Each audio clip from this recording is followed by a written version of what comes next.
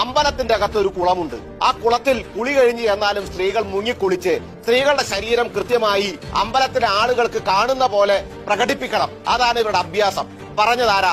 Shrimati teacher. എവിടെ ഏത് രാഷ്ട്രീയ പാർട്ടിയുടേതാണെന്ന് ഞാൻ പറയേണ്ടതില്ലല്ലോ. രണ്ടാമത്, NSS ഇതിനെ എതിർക്കുന്നു.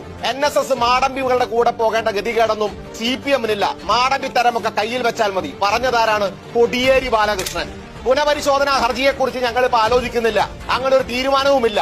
ഞങ്ങൾ പരിപൂർണമായി സർക്കാർ മുന്നോട്ട് തന്നെ പോകും. പറഞ്ഞതാരാണ്? പിണറായി വിജയൻ. യുവതികൾ കയറിയിരിക്കുന്നു. അയ്യപ്പസ്വാമിയുടെ ബ്രഹ്മചാര്യം നഷ്ടപ്പെട്ടിരിക്കുന്നു. ഓൻ കല്യാണം കഴിക്കണം. പറഞ്ഞതാരാ? M സ്വരാജ്. കടുക്കാവെള്ളം കുടിപ്പിക്കണം അയ്യപ്പനെ പെണ്ണുങ്ങളെ കണ്ടാൽ വികാരം കൂടുന്നുണ്ടെങ്കിൽ. പറഞ്ഞതാരാ? TN സീമ.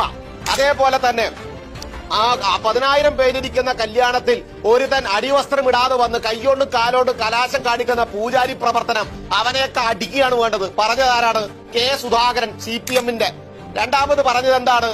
ഇവിടെ ഏറ്റവും വലിയ ഫ്യൂഡൽ ബ്രഹ്മചാരിത്തരമാണ് കാണിക്കുന്നത്. അവനോട് പോയി പണി നോക്കാൻ പറ.